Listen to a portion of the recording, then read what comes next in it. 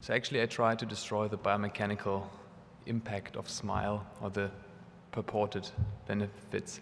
In general, I have no financial interest concerning this talk, but the question is Circle at the moment approved by the FDA? No, it is not, so I present data from Germany where we perform this routinely. The question is, why do we at all speak about Circle enhancement after SMILE? It is essentially because we at the moment do not repeat SMILE to enhance patients that had received myopic SMILE treatment. And we have different options to overcome this problem. First of all, thin flap LASIK. Thin flap LASIK is a very good option. It's very effective, as published by the Reinstein group. But the problem is that it might be very difficult to squeeze a thin flap atop a thin SMILE cap. And for this reason, at least in Germany and Europe, most surgeons use surface ablation. We have published data on this in JRS in 2017.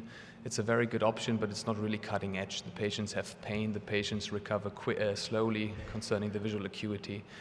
And we try to take it a little bit further, and for this reason, Circle is a very good alternative third option, because Circle might be the least impacting on the patient's recovery and painless. And I would like to show us our results on this technique. Essentially, what is the Circle procedure? The Circle procedure is the creation of a femtosecond LASIK flap out of a SMILE cap. You could easily do so by just introducing a side cut. However, if you do hyperopic retreatments, this might be a problem because you reduce your optical zone. And for this reason, as recommended by the manufacturer and used by most surgeons, pattern D is the easiest to create flaps that are easy to lift. In this case, you first create a lamellar ring around the old optical zone, and then you create a junction cut.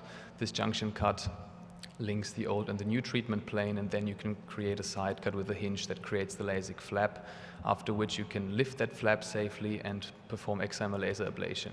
If you look at it from a surgical perspective, first of all, you see the laser introducing this junction cut to link the old and the new treatment plane. Then you have a lamellar ring around your old treatment plane, and essentially then in the end the side cut with a hinge. And it is recommended to place the flap area that it does not overlap with the former side cut area of the SMILE procedure. And the question is, how do you argue with your patient? Is the Circle option really that safe and that effective that it is worth to introduce a flap into a procedure that was originally flapless? And we have performed two studies. One study which was a retrospective study analyzing the outcomes of Circle, and another study that compared this to the back then standard of care surface ablation. And we found that flaps are very easy to lift. Circle created flaps are none more difficult to lift than LASIK flaps. The refractive accuracy is comparable to surface ablation. We have an efficacy index of 0.97. We had 89% of patients with 20/20 CDVA having 20/20 UDVA postoperatively. The safety index was 1.03. We had no loss of 2 lines. A possible advantage in this regard might be that we perform a primary flap treatment and not a relift as we would perform in a LASIK retreatment after LASIK. And the essential question in the end might be, should Circle be a new choice? How does it compare to surface ablation when you look at it from a long-term perspective? First of all, in our directly matched study, we found that Circle offers better visual acuity restoration. We had significantly better visual acuity, be it uncorrected or corrected at 1 week. So this is an argument for Circle. However, when we speak about the debate, how much weakening, biomechanical weakening, does a flap introduce? Of course, a flap will always introduce more biomechanical weakening than surface ablation, and thicker flaps will create more biomechanical weakening than thinner flaps. And if you look at it from an OCT point of view, thin flap LASIK will involve less stroma than Circle. Here with the green asterisk, you can see the delta of stroma involved, which is always more with Circle. In general, when you require retreatment, we believe that it's important to speak to the patient whether a flap is a problem, and if the patient wants to stay flapless, of course you can only perform surface ablation.